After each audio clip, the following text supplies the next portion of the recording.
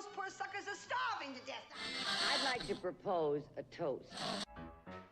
This is On the Rocks with Alexander, where I drink with your favorite celebrities as we talk about fashion, entertainment, pop culture, reality TV, and, well, that's about it. So pop a cork, lean back, and raise a glass to On the Rocks. Fasten your seatbelt. It's going to be a bumpy night. Listen to that applause, applause. Hello, On the Rockers. On this week, it's the men of stage and screen with Broadway's Barrett Foa from Avenue Q, Mamma Mia, and of course NCIS LA, and Mike Millan from Escape from Margaritaville, if you were sober enough to remember that show. And the current one, Man Show, Buyer Cellar, now showing at Celebration Theater. And me, of course, your favorite host with the sassy most, buttons and bows and pantyhose. This is On the Rocks podcast, a place where we're too glam to give a damn. I would love to give a shout out to my friend who's celebrating Lent. She cannot eat meat on Friday. Unwed single mom can't eat meat on Friday or drinks until after Lent. Unwed mother. Sinner. Anyway, just shout out. Happy Lent, everybody. Like us on Twitter and Instagram at On The Rocks On Air, and on Facebook, On The Rocks Radio Show. Send me an email. Book me for a wedding, funeral, quinceañera, bris. I don't care. I will show up. I will host. Info at ontherocksradioshow.com. You can watch and or listen to now our almost 300 episodes for free at ontherocksradioshow.com. You can also watch us on Apple TV, Roku, Amazon Fire TV on the Outlet.tv app, Facebook Watch. We are streaming with pride on SVTV. And, of course, we are on Channel 31 on the East Coast. Hello, East Coast. 4 times a week. The show is brought to you by FanDaddies.com, bringing you the sassiest and classiest, clacking fans and hats for prides, EDM parties, sassy selfies, and even sci-fi nerds, by the way. Head to FanDaddies.com. A word of warning, tonight's shenanigans are being fueled by the vodka tastings of NEFT Vodka. Pure taste, it's damn good vodka, and I swear on a stack of Bibles, especially during Lent, I have never had a hangover with this vodka, so you'll notice our Tuesday, we start speaking in cursive by the end. We're like, oh my God, I love it. Barbara Streisand. Okay, let's get this show on the road. I want to introduce our men of stage and screen. Meow. And I did get all your questions, by the way, sent to me. Some very inappropriate towards our two very attractive men of stage. Inappropriate. Keep them coming. Mike Millan is extremely grateful to be back on the LA stage after a pretty stressful few years. Currently starred in the one-man show Buyer Cellar at Celebration Theater in Southern California.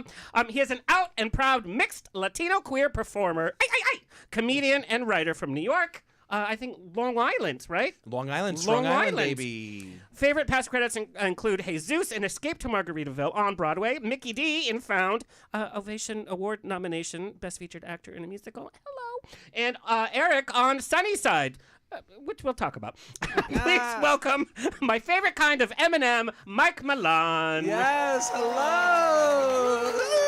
Hey, girl, hey. Hi. Also joining us, Barrett Foa, best known to audiences as senior tech op, Eric Beale, one of those hot nerds, on 12 seasons and over 280 episodes, 200, I think, right at episodes of the hit CBS crime drama NCIS Los Angeles. It is very funny getting your questions. A lot Broadway, but a lot NCIS. The mixing of two worlds. Prior to moving to LA, he starred on Broadway in the Tony Award-winning musicals Avenue Q, the 25th Annual Putnam Country Spelling Bee, and was in the original Broadway cast of Mamma Mia. During his hiatuses from NCIS, he starred as Prior Walter in Angels in America Parts 1 and 2. You know, just a little role to do while you're on hiatus. No biggie. He was also in New York's one-man multi-character hit off-Broadway comedy Buyer Cellar, nominated for an LA Ovation Award for his portrayal of Oscar in Sweet Charity opposite Laura Bell Bundy. And Sweet Charity is one of my favorite underperformed musicals and some of the best songs. It's like, hello. God, we're rebooting everything else. And come on, Sweet Charity. Also played Harold Hill in The Music Man. God, I wish we could talk about Music Man. He wrote and conceived a solo show, Grin and Bear It, at New York's Feinstein's 54 Below, and LA's Rockwell, rest in peace. Oh, R.I.P. Oh, I can't believe it. Yeah, you don't have to read that whole thing. It's too long. He's done everything else, and his Grindr profile reads as this. Just kidding. But TV, Will and Grace, Entourage, NCIS, The Closer, Numbers, 6 Degrees. He's also a New Yorkian, but we're so glad to have him here. And he did the on-air Backstage host and social media correspondent for the most probably nerve-wracking thing I can imagine for the 2013 and 2014 Tony Awards on CBS when we still watched award shows. Please welcome Barrett Foa. Hi, friends. Snap, snap, snaps. So good to be here. And you actually come, you're a Manhattan native, and you come from a family of Manhattan natives. Yes. Your dad was a former musician. Mm-hmm. What is Yeah. it? Yeah. So arts and music. Okay, wait. Do you know what he was? He was a tuba player. Close. Just made that up. He was so close. Another thing that you can't travel with, the drums. He was a drummer for the song "Who Wears Short Shorts." Are you serious? I wear For short reals. shorts. I've seen you wear. I've seen your Instagram. That's my career. short shorts. Oh my God, Can that's you believe? huge. Yeah. That's Cool. so awesome. Now, like being a drummer in the old days must have been so difficult because you have to do the whole kit. Now they have these like electronic pads. Right. It's like, oh, here's my drum set. It's like DJs now. They're like, I have my phone. It's like, what the hell? No, you gotta like sweat and tears. Yeah. That's right. Yeah, blood, sweat, and tears. So music was always part. Yes. Dad was always, in just the oldies station was always on. But we weren't actually like a big music family, and so I was sort of the black sheep for a lot of reasons. But Black sheep. but my dad used to. We have pictures of my dad on like entertaining old ladies on cruise ships. That is such good money, by the way. If you can get one of those gigs, Yeah. it's easy money because they sleep after your fourth song, and you can just like phone it in for the rest. And a cruise, open bar, buffet. But he was like Property. 8. Oh, He's like tap dancing for old ladies. that and is he's so like, cute. On a cruise ship? Yeah. That is amazing. But That's a little- I think it's like he was on the cruise that his parents were going back to Italy or Got you, something like got that, you. Okay. and they were like, you take tap classes, and he was anyway. I But love that. He has it in his bones, Yeah. like a performer. He's a performer. He's a character. A real ham. He's a ham. And you kind of got into it like in high school is really when you kind of. Yeah, sort of like started going to I went to all boys, all sports, sleepaway, Sleep who? nightmare camp from like fourth to 7th grade. Hated. I mean, just it was the worst. Yeah, that sounds like hell. But could be heaven, Especially- but probably but reality. in those Not at in those that years, age. Yeah, exactly. yeah. In those years, We're from the same. I went to 6th grade science camp. My mom had to drive 4 hours to pick me up in the middle of the week because I was crying. I hated it. I've never been with like no windows. Boys were having farting contests, and to me that was like, Yeah. couldn't. And then shower situation. shower. Oh, the Oh, shared honey. shower houses. Yeah. Like again, later in life. I mean, today cool. it's like bring it on. Not then. It was just too. Yeah. It was horrifying. So eventually, there was like one sort of music, theatery outlet at this all boys sports camp, and I was always trying to get into that. And my parents were like, "I think maybe you want to do theater." I'm like, "Yes, that." So then they ushered me into theater camp. So I went to Interlochen Arts Camp. And you that's did it where in Michigan, and it was during the summer, during Yes. high school. Yes. What did you learn, like, being away from home? Because you were away from people that, like, knew you. You were away from the Yeah. family, pressures, and you were studying just what your passion was.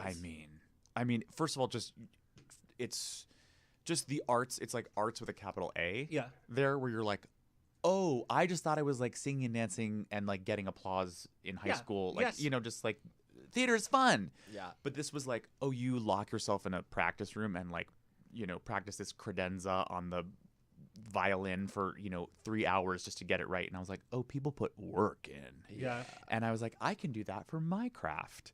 And then also other people that were like me that was like, oh, you're gay. Yeah. And I'm like, maybe that's what I am too. Is that when you started forming a It word was. for it? It was. And I remember like sort of freshman year, actually, I think it might have been Kate Baldwin. Anyone? Broadway's Kate Baldwin. She was like, Yeah. but maybe, maybe you're gay. And I was like, no, but yeah. Yeah. And then like sort of my second year, I was like, all right, that's what I am. And that felt really good. So I was 14, 15 when Kate I came Baldwin out. outed you? Kate Baldwin outed me. Oh my God. she's here you today. outed She knows Kate. that. I don't think she knows that. funny. That's That's- amazing. That's like the gayest coming out story I've ever heard. That is pretty gay, right? But there was a bathroom on campus that locked. Sniffy's app. Yeah. Yeah. How great is that app, by the way? Because Wait, Grindr's what's now that? turned to Tinder. Oh, girl. It's the dark side. Oh. Sniffies? It's like Domino's. It's delivered. Your meat is delivered in 10 minutes or less. It's okay. it's cutting out the middleman. As Oh, it's there's no frills. It's like now, here, Here's what I want. Don't care. Yeah. It's so great because Grindr now has become like I love the flirting. The are you I love the cute? Are flirting you and clever? the- Let's go back and Same. forth forever. And people are like, I want to cut to it. I was like, no, I love. who What has about your time, brother? Barrett Foa? How many siblings do you have? Yeah, exactly. Same. Or when you have like a hookup come over and they're like, oh, so what do you do for work? And they start looking at your pictures. Out! Yeah. But we come from a generation, I came out very late in life. I went to Catholic school. And so coming out, to even use that word, I had a boyfriend. Looking back, I had a boyfriend for 2 years from high school because we were inseparable. And we did things, but in my mind, never connected it to it's gay. Because Yeah. it Even couldn't. after college. Wow. Because also, what's a boy on boy relationship? Like you don't. That doesn't. There's no language or words or.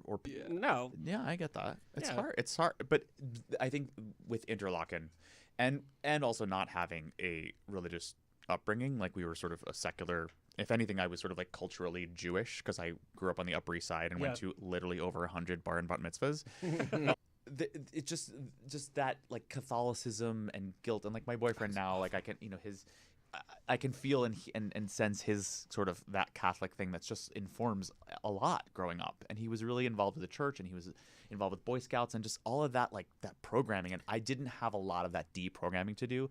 So when I got to Interlaken and everyone was just who they were and could be away, and it was 8 weeks and you're in the middle of nowhere and you're just, singing opera or doing your Shakespeare monologue or dancing or pottery or whatever, all those like art, again, capital A art things, you're like, oh, these are my people and I can just really be myself here.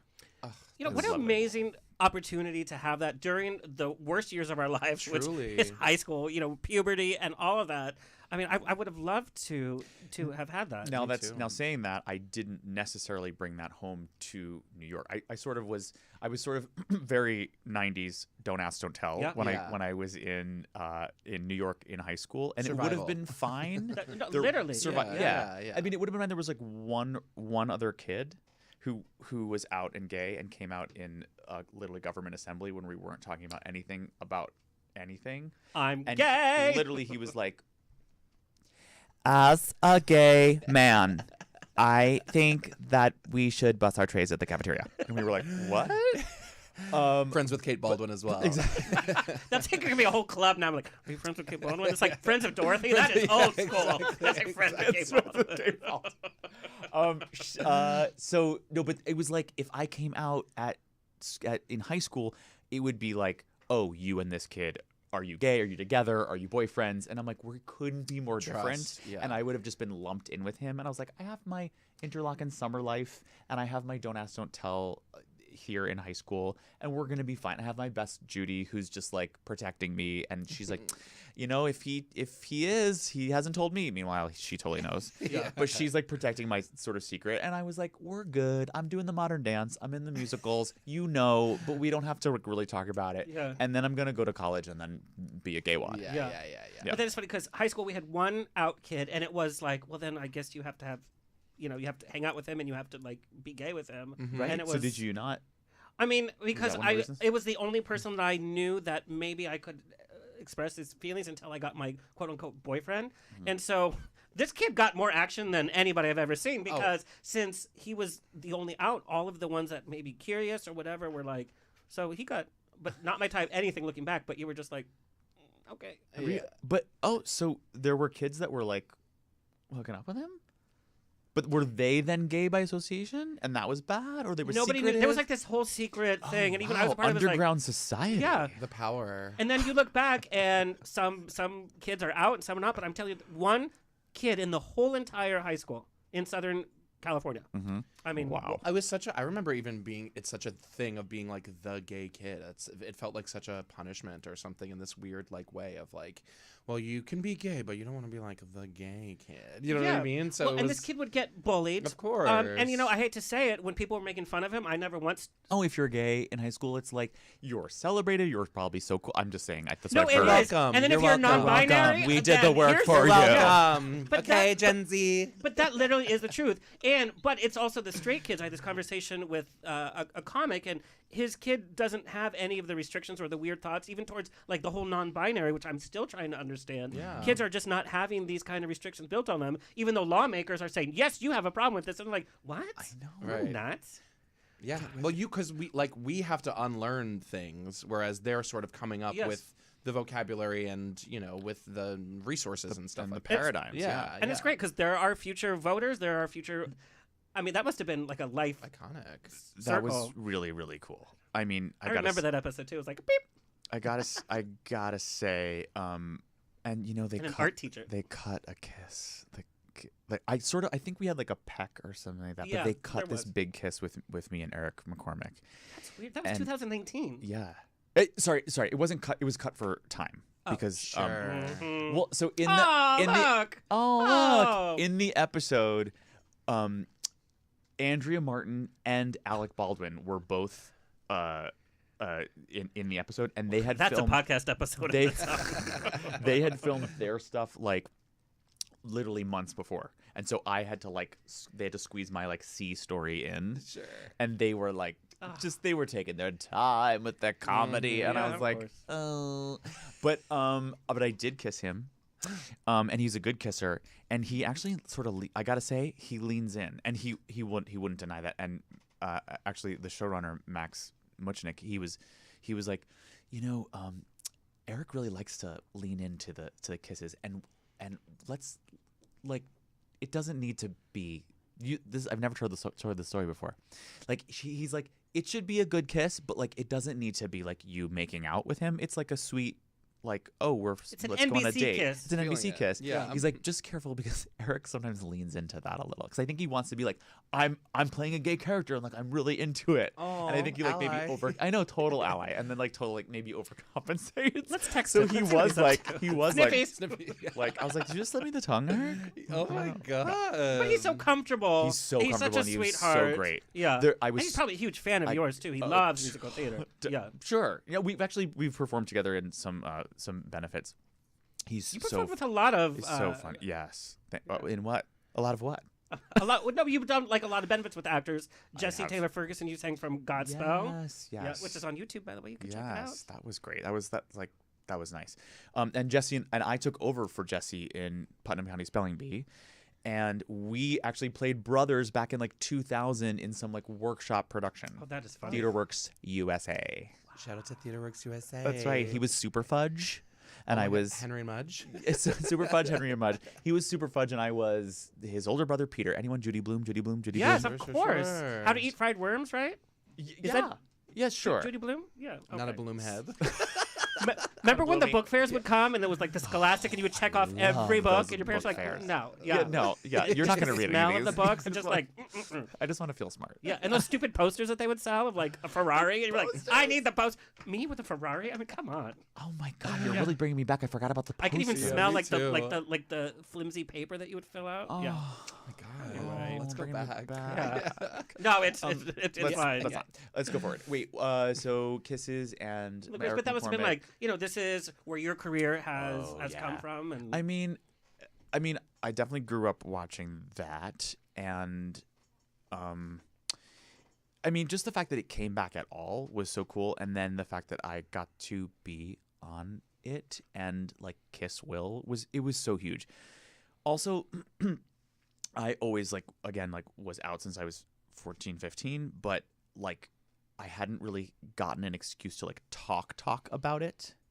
Especially on NCIS LA as this CBS show and this sort of alpha male middle of America sort of demographic. Right. That no one was saying don't do that, but I just was it would just feel at the time it to me it felt weird to be by the way, I just want to announce that I'm gay. but it's this weird limbo. A lot of people. Apropos of nothing. Yeah, Michael Feinstein was on last week, and when we see all the LGBT activists being not awarded at GLAAD or being talked about as pioneers, well, he was playing in gay bars in West Hollywood before he was even Okay. Michael Feinstein. Sure. But it was this kind of weird limbo. It's well, there's no need. People Right. kind of close to me know, and when I'm I'm gay, Right. It would your friend at the assembly. Right, exactly. It would feel that. God bless Lance Bass for plastering his face on the cover of People magazine, but Well, it just it wasn't his choice though. sure. Well, exactly. And some other people who it wasn't their choice or they were being blackmailed or something. But Yep. this was it just felt like I needed an excuse, and I was so excited for Will and Grace to come along to be like, I can make this be like, as a gay man, which I've always been, I can like sort of put this officially on social media, and it felt organic. But it was like, it felt so weird that I was actually doing it then, even though I had done it and lived authentically for my whole life. What's funny, because now we look at media, we look at interviews that are being done, everything now mentions sexuality. It's like, openly gay actor, is whatever. It's like, well, okay. But now, to me, it's like, we're using labels so much. It's like, well, why let's focus on the actor. But I'm surprised that a lot of, like, the Broadway interviews that you had didn't, kind of, like, focus on that. Because it's a whole different time. But now, if you're an out actor, I feel the media, like, just grabs onto that. And that's the lead story. It's true. Yeah. But I do have to say, it was a different time. And when I started the show, I was coming from Broadway, which was so accepting, and sort of was in Hollywood for like a couple months and got this show that turned into NCIS LA. So I didn't know what Hollywood was. And I talked to some people who were gay in Hollywood, and they were like, just keep it down. Like, you're fine, but like maybe don't. And it was sort of good advice at the time, but now I look back and I'm like, of course I would have loved to be more brave. Of course I would have loved to be more of a pioneer. Of course I would have loved to like come out. But I didn't know if that was going to make people like get me. It was going to not fire me off the show, but like, that's a possibility. Then you get written off or something. And it's like, let's be honest, you are on a very straight show. It's a pretty NCIS straight LA show. is very like bro. It really is. Straight as folk. Yeah. Oh, God, Christ. I'm gonna write that down. And the women that love the show. Yes, exactly. It's the fantasy. And I played a straight character, but you know what? I lived my life. I was authentic in the way I needed to be authentic. I was so glad again for Will and Grace and for that opportunity to like, and it was during the show that I did come out, and it was a big fat yawn.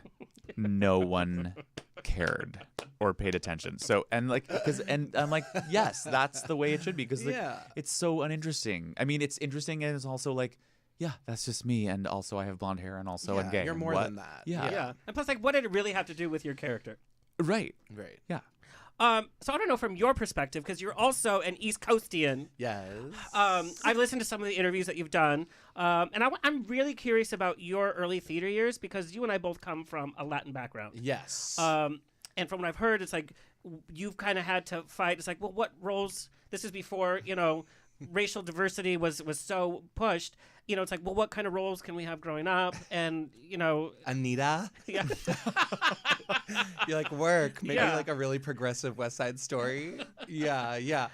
I mean, like, honestly, my experience has been sort of like the sort of flip side of Barrett's. Like, obviously, like, we come from very different worlds or whatever, but this is why I love that both of you have done Buyer Cellar. That's why I love it. Yeah. Which it's my favorite thing about, like, the show itself is, like, how each person sort of brings their own experience to it.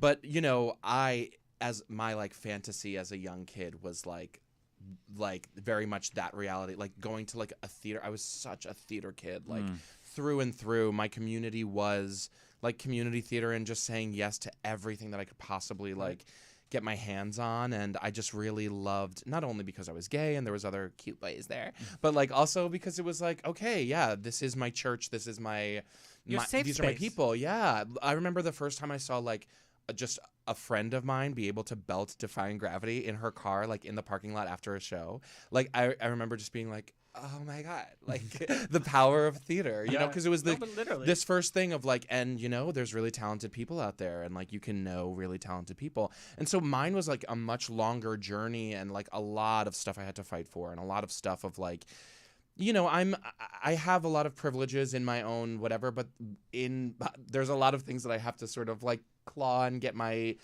face out there. I've never had a sort of mentor or a sort of other person to like rely on. Like I was outed by a now West Hollywood DJ, you know what I mean? Like not Kate Baldwin. I had, there was just like, damn, how did I miss that one? Yeah, exactly. But I'm so thankful for like that experience, because I truly, it made me really mature as a young kid. It made me really like strong-willed and really like I think if I didn't have to fight for it so much, that I would have maybe, like, I don't know, gotten in my head about it or whatever. But every single time I'm like, oh God, this is hard. I'm like, yeah, but this is what we agreed on. It's like another challenge. Yeah. And it's just like, okay. And the payoff will be good. Yeah. Hopefully. Right? It will. You got this. And you've done a lot of, like, through school, and you've done a lot of, like, the musicals. Like, were you ever the lead? I mean, yeah, I like did well. Like I was like, it was one of those things where like I, as a boy in musical theater, honey, take your pick. But also like, I was like, great, I was always like the ensemble or like the other role because I was like the only brown kid in school. Yeah, like I played every race under the sun, basically. Like I've been like offensively every sort of whatever, which like as a young kid growing up, you're like, I guess. And at that time, like I was like, teachers that I was like paying money for were like, and you can play any role. Like you can sort of be Middle Eastern or sort of, Jewish or Indian, like sort Indian Egyptian. or yeah, Yep. fully. And I'm like, okay, but like that's so weird that you're not saying that to Tyler over here. Yeah. And like sort of like that still leaves me with not much. You know what I mean? Because ultimately, like, I don't know. It's something that I've learned in New York was like the power in that. And I spent a long time like having my hair really short and trying to look a specific way and like trying to fit into the worst? box. And it's horrible. Yeah. Especially when you're sort of like coming with your own like coming of age like shit anyway, to also be like, great. And this person that I'm paying money to is telling me like I'm never going to work if my hair is long or like blah, blah, blah, blah, blah. And now we're at a stage where it's obviously And like. you grew your hair long, by the way. You're Honey. like, okay, let's do it. I said Tangled. I commit. I can star in it. I Yeah. commit. But yeah, I was like, that was like a big thing for me too. Was like growing my hair really long. It was something that I was always sort of embarrassed of because it was so big and so wild and like untamable. But it was also like this like fuck you moment that I had where I was like, okay, I'm gonna be the guy with the long hair and like give me. I can't keep on trying to like blend in because I'm not gonna stand out. Like and being in New York, like trying to stand out with the best talent there is, and people being like, yeah, he's good, but. And I did a lot of like sort of making my own shows and doing workshops and doing readings and all that stuff, and that's what sort of kept me going was like, yeah, I'm not gonna do South Pacific in Delaware or whatever. You know what I mean? Like that's not gonna be me. They're gonna go get like Tyler to do that. But I took it as this sort of like strengthening thing of like, well, you can either like ride the pony or let the pony ride you, baby. And I was like, I'm gonna just ride this pony because otherwise like I might as well just get a regular job. And like with all of the shit that I had to deal with as a young kid, like who I am and what I want, and even when the opportunities aren't there as much as I would like for them to be, it's still about like knowing at the end of the day, like, okay, I'm part of the thing. I'm taking steps towards what I set out for. Well, and the culture is changing, and growing up, we're just not gonna lie about it. It was probably easier for you to get like the leads of the musicals, and you fit very easily in whatever the popular classic and the new pieces were. It's and I feel like I looked young and I was young. I mean, it was it lined up. Like you're Matt and the Fantastics. Yeah. Fully. Like Yeah. you're. Oh my god. Oh my god, that's me at Interlochen. Okay, What show is that? that's the Gondoliers by Gilbert and Sullivan. We also did Gilbert and Sullivan. Oh my god. Every year, but You would have that is destroyed me as a young child. How do you mean? Absolutely. Two bottoms don't make a red. No, I would have been like that haircut right there. Oh, that's that back. that's Every Latin kid wanted that. I agree. Like that's Meanwhile, as we came in here, I was like, I want your hair. of course, grass no, is always green. but that kind with like down the middle the and Devon the floppy, Sawa. and then he just wakes up and it's like already there.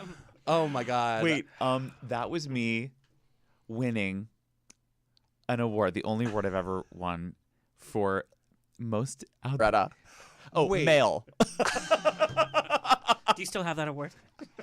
Framed above my bed. That's why just the best ensemble Wait, member. and also in the cast, try. the cast of the operettas were huge. So there were like 100 girls and 40 boys in each chorus. So like what so made it's you kind exceptional? of a big honor. I'm just saying. Of course, but like it's so. He was funny very 'cause popular. to the back and like sort of, just sort of be supporting and I can imagine like the propping ensemble parents. number, and they're all supposed to be like this, and he's like leaning so you can Oh, see I was him, and the he's just mugger. like, There's always the mugger. Yeah. Oh, honey, I was yes. like, focus on me. I'll be the star. Here's a little challenge. In Golden Girls, we've all watched them. We're watching. Stop paying attention to the girls. Watch the people in the background. I love Literally, people background are artists. A movie called Hocus Pocus. Oh. Don't watch any of those women. Just watch the background, and your jaw will drop. Okay. I cannot wait. And Hocus Pocus 2 is Easter coming eggs. up. Oh, I know. Yes. Now, Just like that. No, just to bring it back a little bit, do you think theater can become too woke? Yeah. Because Yep. now we have people playing everything, which I understand going 10 steps ahead. But now, or do you think it can get there, or are we afraid of that at all? Well, I think it's not so much about like too woke of like we shouldn't be talking about these things. Sure. I think it reads as too woke when you're trying to sort of like paint with a broad brushstroke against like, let's just discuss everything that could possibly go wrong. I guess I'm talking more about like casting. Mm-hmm. Sure. I mean, I think the meaning behind the thing, I think it always is very obvious when people are trying to sort of stunt cast the thing and be like, and look what we're doing. But I think But when it's in all the headlines too, though. yeah, when it's sort of used as that device, I get the importance of that and why publicity-wise we're all like in the business. We know these words are like important. But if you're going to do that and then sort of not honor the actual point of view and perspective of these people, then it feels really gross and sort of like icky about it. Whereas I think the point of theater is putting somebody that you wouldn't normally think in that role. I mean, I think Buyer Cellar is a perfect example of that in that like Of course, but there is a very specific type. But when you look at the script, it's like, well, there's really no elements that clearly dictate that this is a certain person. yeah, and there's something really beautiful about being like, wow, seeing that person like in this show, like it's a person who works in a basement. So it's like, and is like a worker for the person. Of course it's Latino. You know, exactly. You're like, that's so funny that when it's the I mean, it lead, kinda is, yeah. when it's the lead, suddenly the I person can imagine working in the Barbara's basement- like, downstairs. exactly. That was you the know? worst Barbara Streisand impression in the world, We'll by coach. the way. We'll coach. Yeah. But you know, like it is. I think that's beautiful. Like Barrett's show is as genuine and real to Barrett is, and like I think that's the reason to do theater and like to say, wow, look at that, different storyteller, like different story. But the cool thing about it is that everyone, sure, we're all cute, but we're all also And humble, so humble. We're also like in the role. In the play, he says he's always cast. He was always cast, and Yeah. like that's what we are. And like appealing, but like What a heavy cross. a little charm, a little charm, a little you know. Yeah, the person who like should be further than they are technically. Like they're not like talentless or whatever, but like It's always at it's that like- quirky, it's like the underdog. About me Are you being. going to do it at Feinstein's about at Vitello's? Oh, now it's Fine Days of Vitello's, Yeah, right? he took it over. Good for him. Maybe. There's a story in there. Somebody didn't get paid there one time. Oh no, it's fine. It's great. I don't know if cabaret is like my first love. But it's not like you were doing like cabaret. About being an underdog. Sure. And like even like that was sort of I was never interested in being like the smoldery leading man. Also, it's just like not fun. Bring It's a so book, much more. yeah. I know. Yes. Like the leading men at Broadway have. I'm It's just funny like- because every descriptive use like American baritone. It's like tenor. Please. Barrett Foa, American Barrett. But I'm like, but as soon as I started getting cast as the funny friend, I'm like, wait, I can sit backstage, read a magazine. Sidekick, quirky guys. Yeah, and yeah. it's the best. Yeah, exactly. And that's what Eric Beale was on NCIS LA Yes. and the Leaf Coney Bear and yeah. in Spelling Bee and like and with Avenue Q, it's like you're the lead ingenue.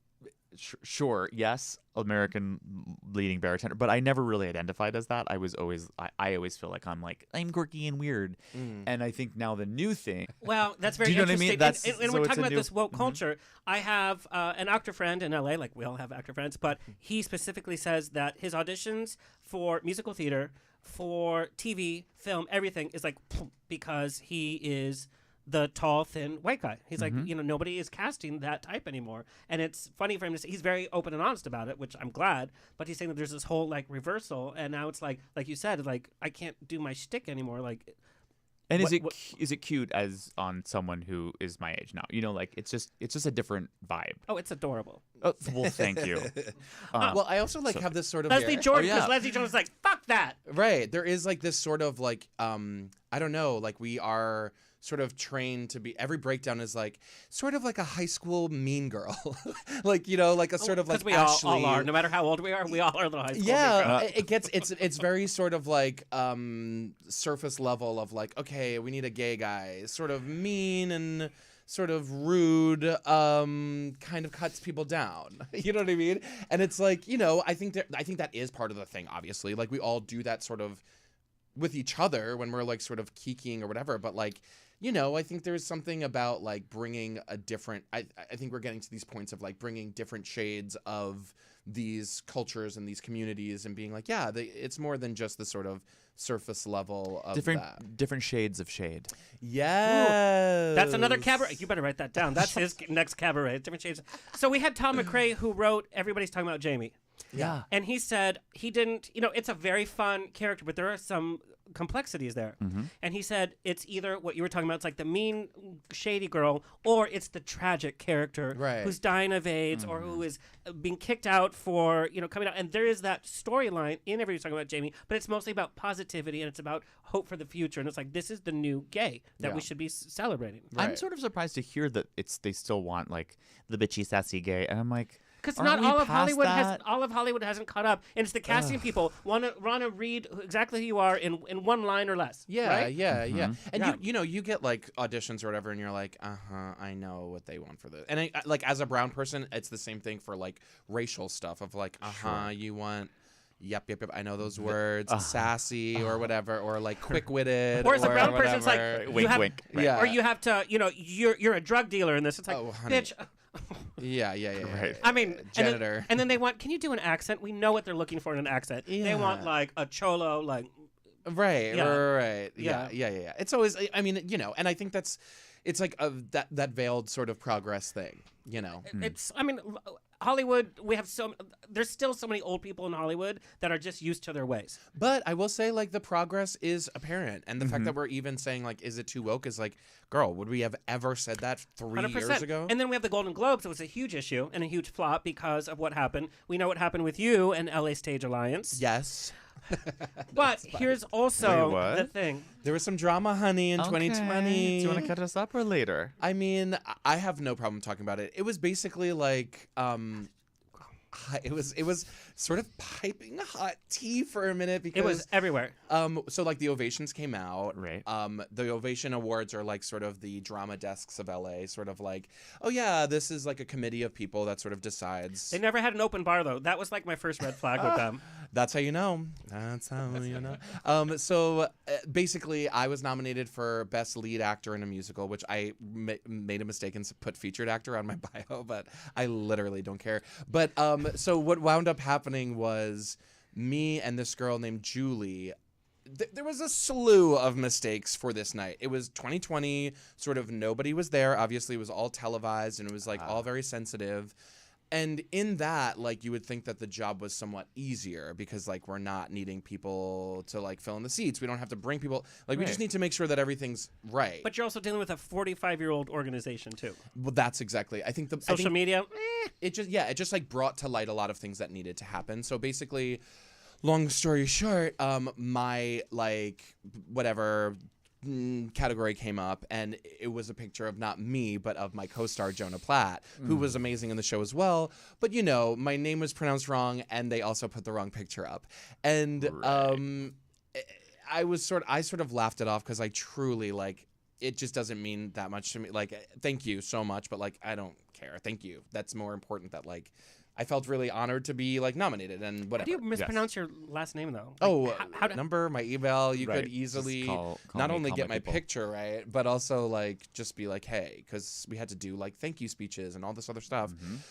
So it happened to me, and then it happened to this other actress named Julie, who is an Asian American actress. Who they put another Asian American actress in her thing, and it was also like right at the sort of peak stop entire life. Like it's fine. I'm not like a victim of it, but it's just something that's happened of like, that's so weird that they like didn't sort of think to whatever. If I like Again. if a Rachel Zegler, what happened to me? Like absolutely no, not invited to the Oscars, that sort of thing, and then being like, oh yeah, we forgot.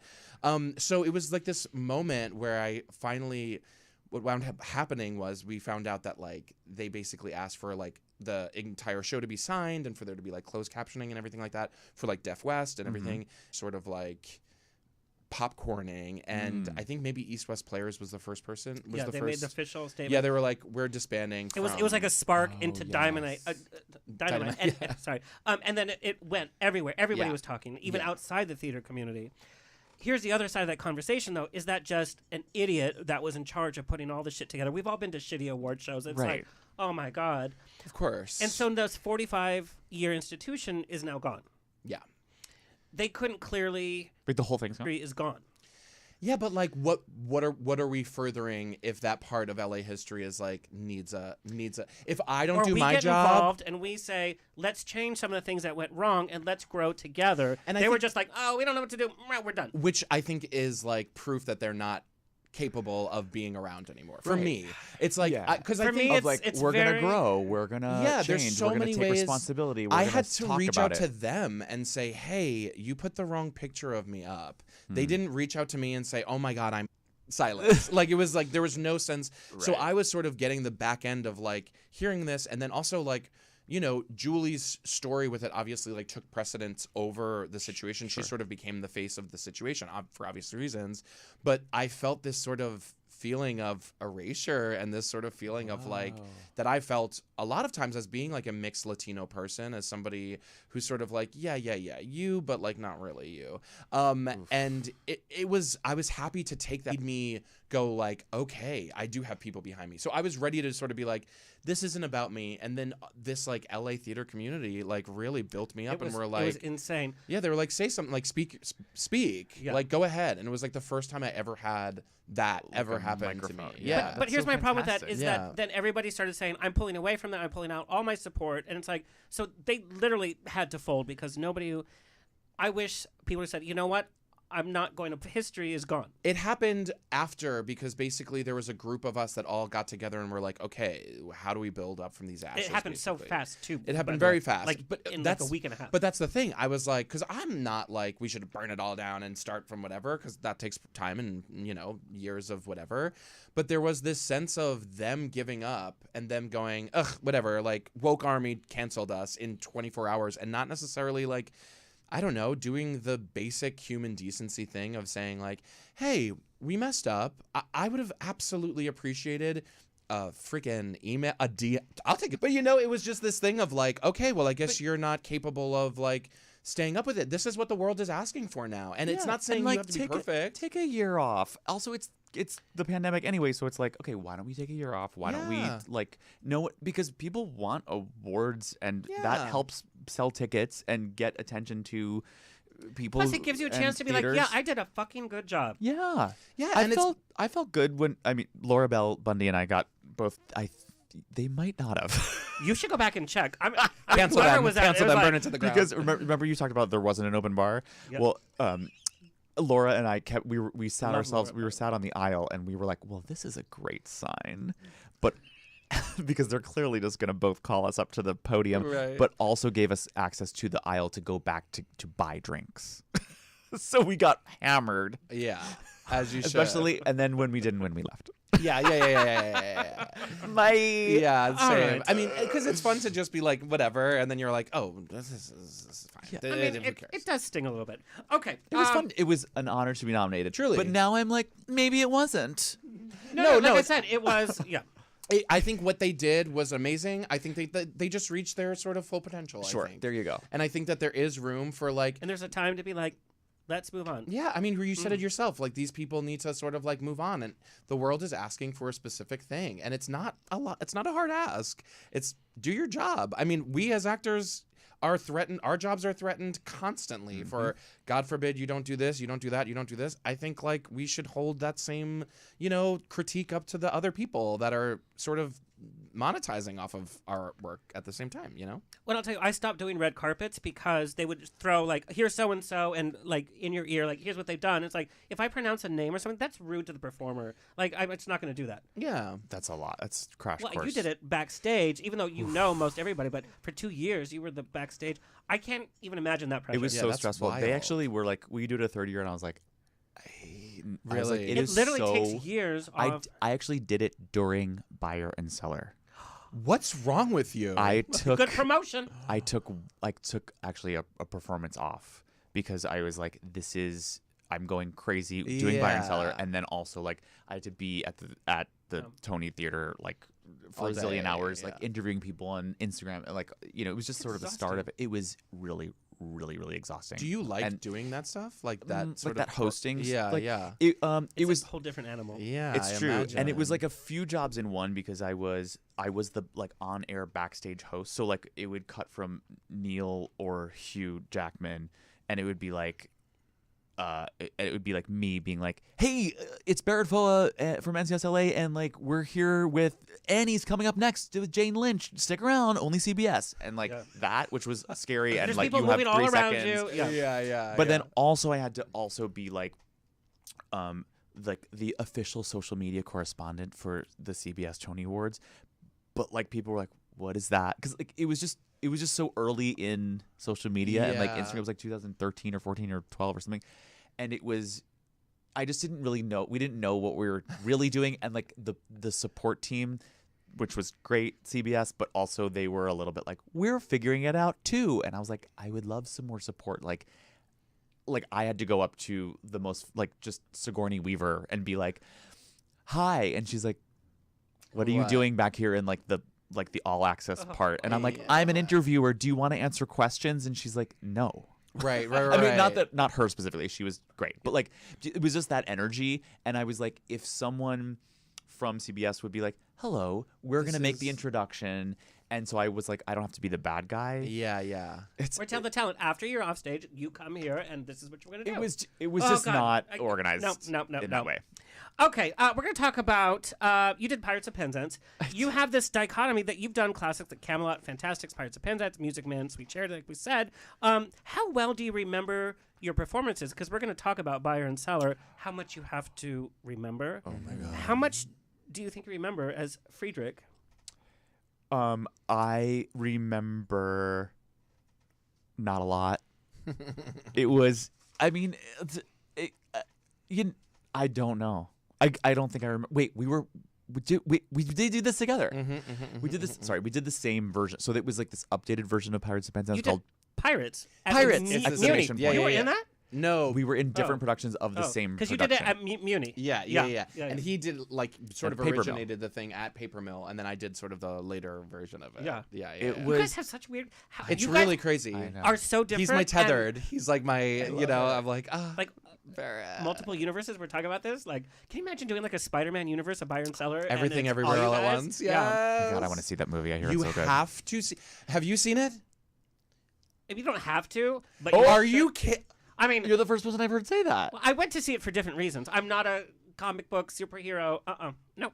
It's comic booky superhero-y? No, it's the best thing you'll ever see. It's Spider-Man. No. Everything. What is it? Everything everywhere all at once. Everything everywhere all Oh at no, once. that with Michelle Yeoh. Yes. Oh, sorry. I thought we were talking about Spider-Man. If you have eyes and ears, even if you Must. don't, if you're Helen Okay, Keller, okay. go I know, see I this know. movie. I gotta go. Like, I go- gotta have to. go- Jamie Lee leave. Curtis, like Jamie no, Lee let's Curtis. go now. Yeah. Sorry. So Alright. you wouldn't be able to do a little Gilbert and Sullivan lyric test. Oh my God, lay it on me. So we know that Michael, help me. like one of the biggest patterns is my eyes are fully open. Uh-huh. My eyes are fully open to my office situation. I shall So I'm writing. go at once to Mabel and to make her adoration. Oh, this is going terribly. No, Wait, did I say that? Was that something that I no, said? this isn't Pirates of Penzance. But did I do it? Yeah, you're Frederick, right? Yeah. No, I think that's doesn't the captain or whatever sing No. that song? No, The With Mabel. the major major No. general. No, it's Vodka. Frederick. It's Frederick. And singing to Mabel, it's like, it's after away, away, my heart's on fire. I find my duty hard to do today. My eyes are fully open to my office situation. I shall go at once to Mabel and make an adoration. I will tell her that I am bound my duty and my This I'm all thinking Thoroughly sounds Modern familiar. Millie. This seemed like Oh a fun no, game no, to it do. is. It is. That's Thoroughly Thoroughly- Modern Millie, right? It's the tune of it. Yeah. It's Eyes are fully open to Sullivan. the situation. Yeah, I know, but no, they interpolate the Gilbert and Sullivan into Millie in that one That's a point. game that went wrong. Sorry, everybody. Oh, let's do more games though. Do you have any others? I'm scared now. That went over Wait, swimmingly. So before we talk about Buyer Cellar, I want to talk about your first Broadway debut. So we know that you actually hit the scene playing Jesus in Godspell for the 30th anniversary. Godspell's love-hate for me. Sure. Listening to the album, listen to it all day. Watching it, I'm like, what the Hell. going on? Yeah. And a lot of like religious groups grab onto the musical, and it's like, well, I think you're kind of missing the point.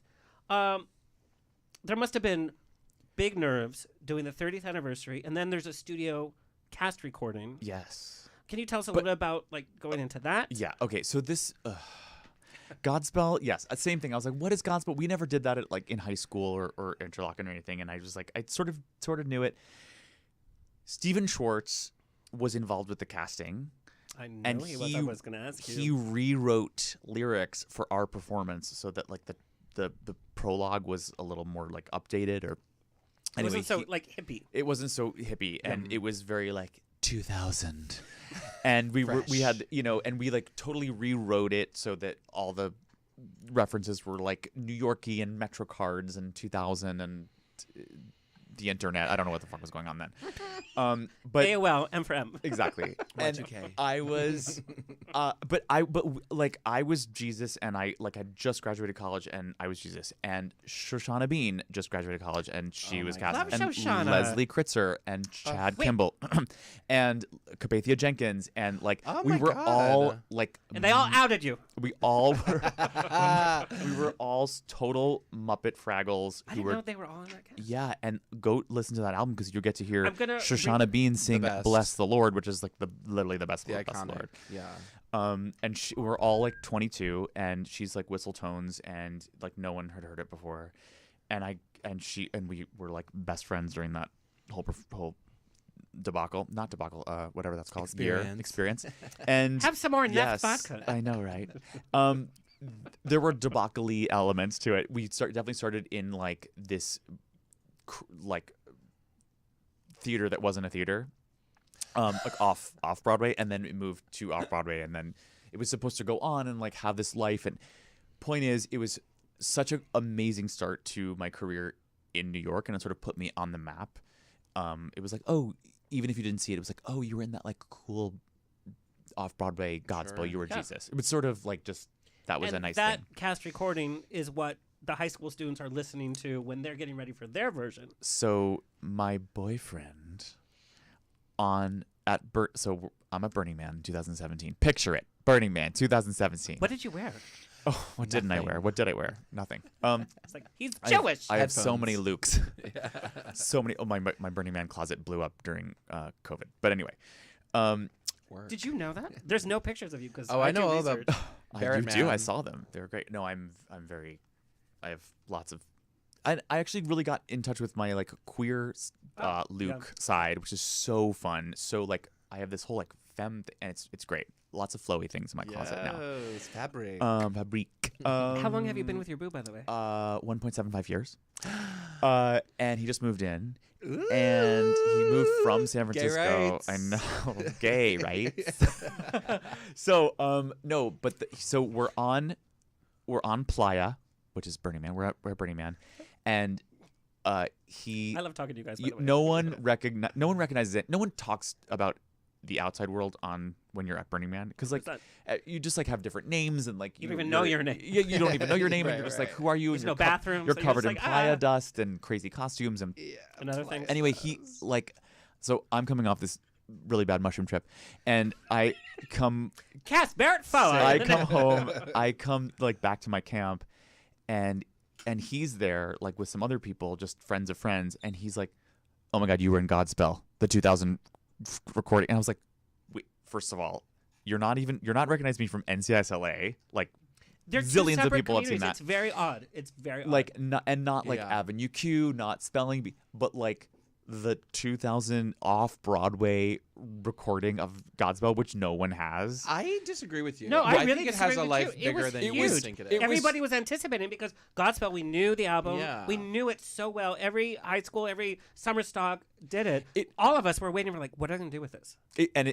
We really did like update the music. And Yeah, it was sort of the first one that like was like, okay, this is fun, not Yeah, like you're sort not of like boopy doop, like hippy dippy. We had our band was a real rock band called Shirley Temple of Doom. Sounds legit. sounds like an improv group. I love that. Okay, anyway, so no, but he recognized me from that, and then And you're like, that's 4 the years, key to my heart. That's the key to my heart. I was like, oh my God.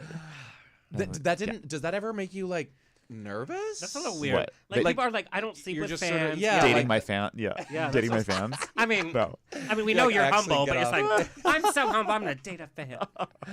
no, it took 4 years for us to actually go on a Yeah, date. yeah. Oh, that's so Yeah, cute. and then it was legit. He was my COVID love.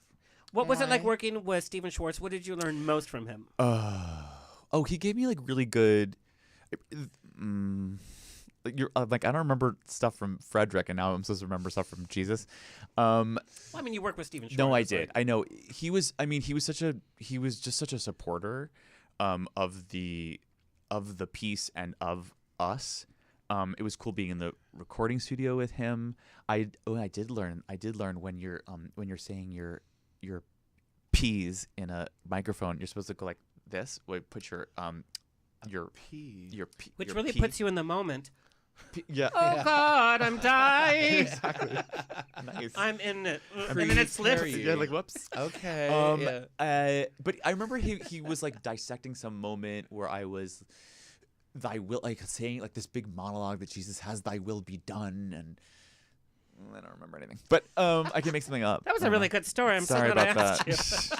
It was 80,000 years But ago. you know, I got many questions about recording your first studio yeah. because I can imagine orchestra, huge album. Yeah. Everybody knows the music backwards and Yeah. forwards, but it's something new. And then you have the actual writer, and then it's like, I mean, it's a whole different And thing. I go back and listen, and I'm like, oh, why did I phrase it like that? Actually, there's a few things I'm proud of, but then there's one or two things where I'm like, out of the ruins and rubble. I was like, No, I'm gonna relax go those, back and relax listen. those consonants. Sure, Boy. sure. But you were also 12 years old. Exactly. No, but that's yeah. and you're like so excited. Yeah, I'm like, I'm gonna spit it out. Yeah. Did your plosive. nerves change your voice? I don't Oh, know yeah. about, but like if there's like a big night that I'm supposed to, my voice it just won't. Oh yeah, like Really? every The nerves. every something show just- it was something fine, and then happens. in the recording, I'm like, in the recording studio, it was It's scary. Yeah. It's almost like, how do I sing? Yeah, how does this go again? Yeah. Because also you're not in the moment, you don't have the adrenaline. You're like, Yeah. And then you're your range staring goes at to a like this. you're staring at a microphone, And you're hearing it differently. Yes. It's all very weird. Yeah. Did you have that with Go on. Good Vibrations? What's Queer Vibration? Good Vibrations. Oh, I wasn't in Good No, Vibrations. what's the other? You mean Escape to Margaritaville. Sorry. the Okay, Jimmy well, Buffett that's- extravaganza? I was gonna do a smoother Hello, transition than sorry. that. But your actual Barrett didn't read my Broadway bio. debut was in Mamma Mamma Mia. Mia. And you Original were cast. in the ensemble. Yes. I was. Well, no, You I won was an the swing. award. I was the swing. I didn't. Best Mamma Mia Best ensemble. Mamma Mia ever in a Mel. swimsuit. Yeah. I was the original swing.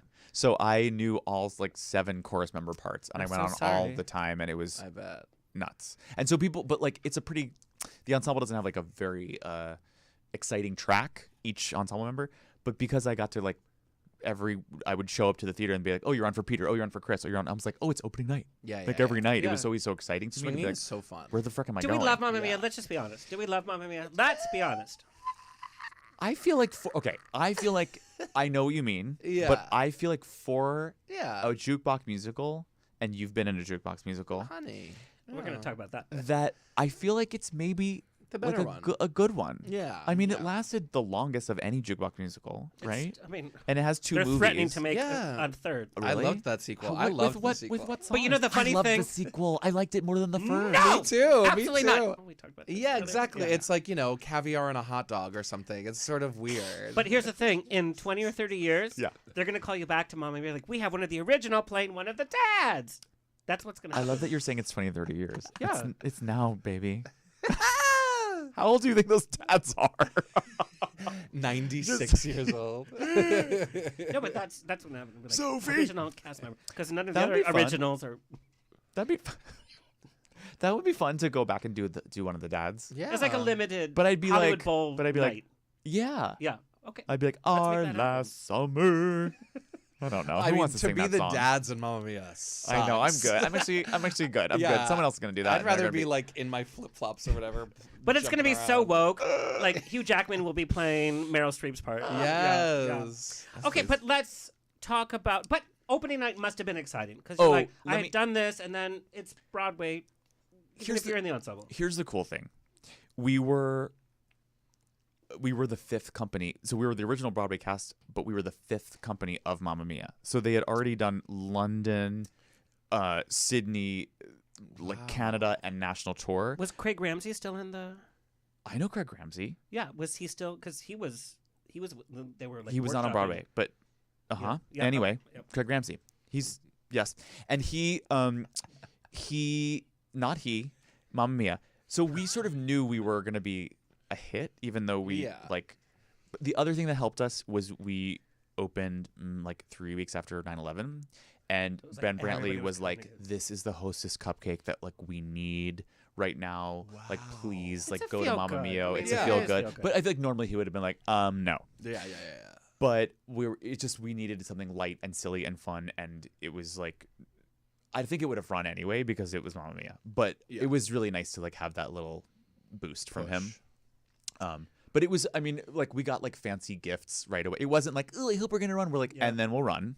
You know, it was like just sort of. It was sort of what a dream. It was. It was sort of. I gotta say, it was like NCIS LA. It's sort of. It was like, and this is just gonna be a hit. It was like, here we go. And Buckle we have up. so many questions of NCIS LA. Like everybody just like took hold of you. Like, Wow. this is what's happening. But let's go to your Broadway because it was a little different experience. Quite different, yes. Very quite different, yes. So you premiered it in La Jolla Playhouse, That's right. which is actually such an exciting place to see theater. You'll see the most amazing productions. You'll also see the worst productions. Yeah. I saw. No, I can't remember. Don't say Diana because I loved it. No. Mm-mm. Anyway, but you actually premiered it here, Yes. and then you guys went to New Orleans. You guys went to Chicago. Yeah, we like I did it from like the workshop. So we started like I was saying, remember workshops? Yeah. So I had done it, you know, at the New 42 or whatever for fancy people, and then we had like a year off, but we knew that it was going to go to La Jolla. So it was this sort of like, ooh, La Jolla's see you in a amazing. year, maybe, who knows? But then La Jolla was truly amazing. Like on our breaks, we just like watched like the beach. Like it was like so gorgeous, and just like a really, you know, when you do like important theater in like small towns, it's amazing because everyone's like, oh, we love it, we love it, we love it. So it was so great, and then we had like a little hiatus, and then we went on tour for a little bit. We went to Chicago and like Houston and New Orleans. Yes. Can you imagine doing that kind of show in New Orleans where It- people are drinking already? And we teched there, so we were there for like 3 or 4 weeks. It was the messiest. I love New Orleans. Oh my god.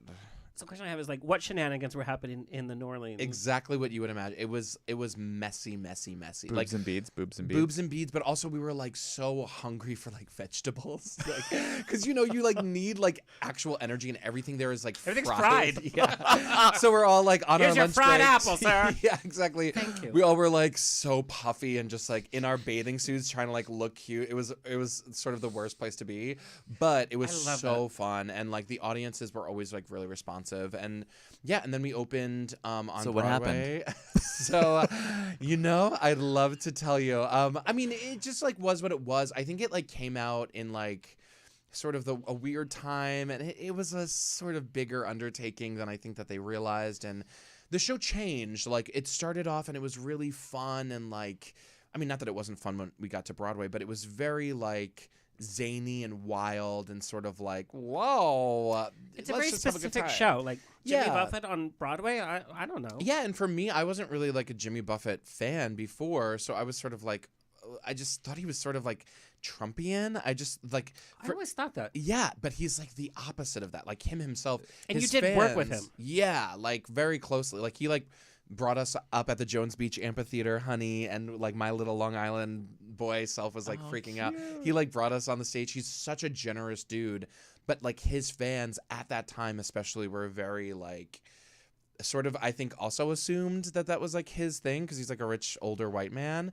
but he's like so cool and so chill, and it was like, you know, we opened and then we pretty rapidly closed, but It was. Wait, you said it was like zany and wild at first. Yeah. And then what? Did they sort of tame it in and like tuck it in for Broadway? Or Yeah, how did like, it It's Broadway. I Yeah. mean, yeah, I think it sort of became this sort of thing, and also like our director like did Come From Away, and Come From Away won the Tony while we were at La Jolla, and like I think there was like this sense of like, I don't know, this is just from like me, ensemble member number 5, like trying to be like, what's going on with the show, and just sort of realizing like, who knows if that was part of it or whatever, but it just sort of became focused on like the main principal's story, which was like cute and fun or whatever. But I remember sort of realizing like the skills that I came into the show with, and like my character stuff, best ensemble member at La Jolla Playhouse, like all these things were sort of starting to be like, okay, we love that, but like let's kind of like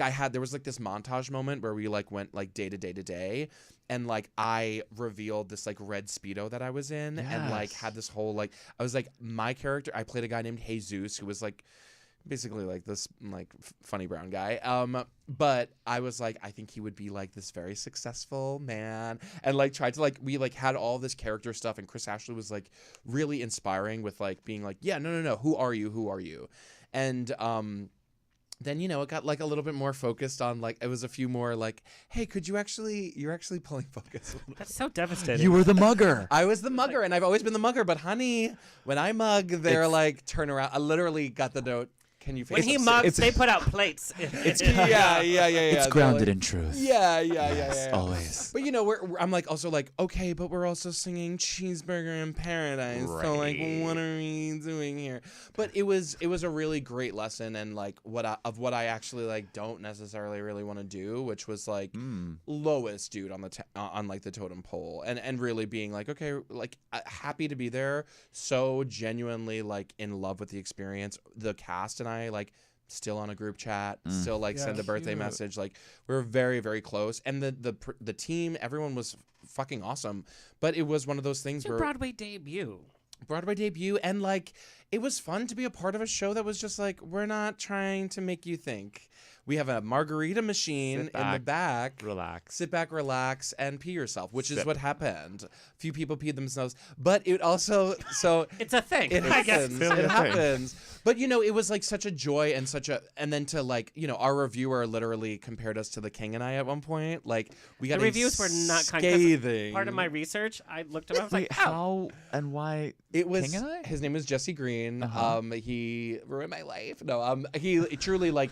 I remember rolling over and being like, last night was amazing, like Broadway debut, and like checking the reviews and just being like, don't do that. For sure. It was just like panned, like truly just like, how dare they. But it was also so annoying because I was like, you're comparing us to this like idea of Broadway, but like we're against Frozen, Mean Girls. Like it's not like it was like this, oh my God, like precious season of like stories that have never Carolina been told. changed, right? Yeah, like I like gratefully would be like, yeah, that should get the notice or whatever. But it was like, it's no Mean Girls. You know what I mean? Felt sort of like, okay, I guess. It was all very whatever. And I mean, it wasn't for everybody. It wasn't meant to be, I don't know, some life-changing thing. It wasn't even meant to be a Mamma Mia of like whatever. But I think that was sort of more of their thing of like, let's just provide a lovely 2-hour show of like yacht rock. Love it. I know. I But there stand has by been it. this struggle with like jukebox musicals, and now they're hugely successful. It's like, let's do more. Yeah, and I think it's all honestly trash because I think like Broadway has always been like a commercial thing. Like it's just part of it. Like as much as it also can be the artistic like threshold of amazing musical theater Santimian moments. We also have plenty of like Hair, not or even that. Godspell at the original time. You know, it pushed Right. boundaries. It's like, what the hell's going on? And like there is a place for both of those things, and I think like that was the sort of the first time I was sort of like, ugh, like y'all can keep your little like fake whatever, because I was like mad. I was like genuinely like, I felt the way like a weird it was Trumpian personal to Republican you. felt in that time. But also- That's like, I mean well, and I'm here, and I'm trying, and you're just not giving me the chance, you know? But it is like, wait, there can be lots of different things on Broadway, and there can be silly things, and there can be serious things, and I think there's places for everything. There's think so 40 too. houses. I'm gonna tell you guys, Yeah. I'm such like a purist. When the jukebox musical started, I was like, Of course, but so what? but Are you the- mad at the new like Oklahoma? do you know that I actually listen to it over and over, but to watch it gives me hives? The new Sure. Oklahoma specifically? Yeah, isn't that weird? Yeah, a little bit. Do you hate people in wheelchairs? Is that why? Oh, my ex-boyfriend's hate- in a wheelchair. Ah.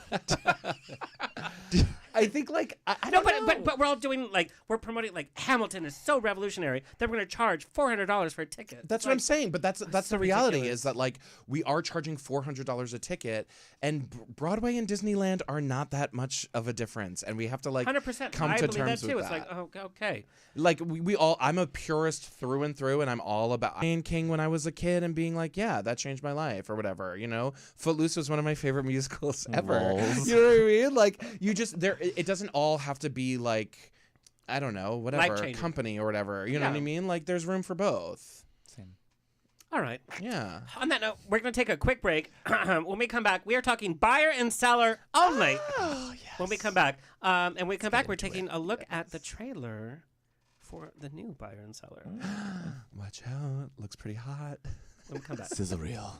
Barbara's account of the creation and construction of her newest home. It's called My Passion for Design. Sorry, there was traffic. There's always traffic. Never say that again. You gotta at least tell me who I'm working for. Her name is Barbara. She built a shopping mall in her basement. There's a doll shop, an antique store, a gift shop. You have no idea how quiet it is in Barbara Streisand's basement. A customer!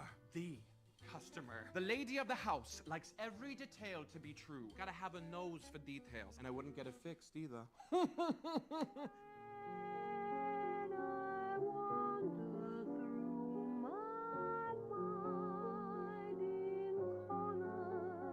It's all about this place.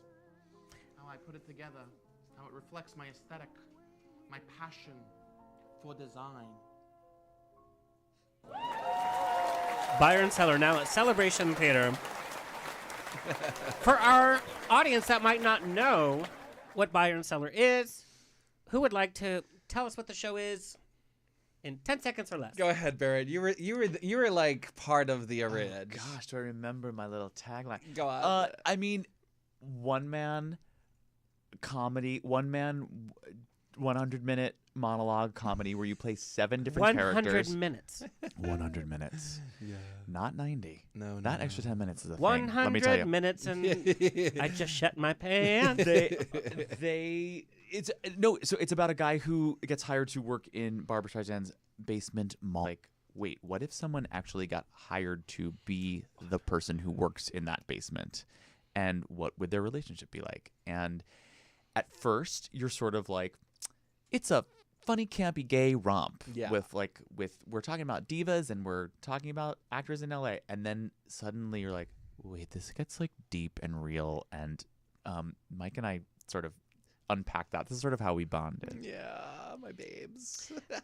Babes with Barrett, babs. I will say, Barrett was like truly so like lovely when this was announced that I was doing this or whatever. Barrett like reached right out and was like very like sweetly and adorably trying to be like, hey, like I'm not trying to like step on your toes. Like if you don't want this, like totally fine. But also if you want to sweet. talk about this, like let's go. And he like took me out to lunch like a daddy, and he was so sweet about it. And he Who paid?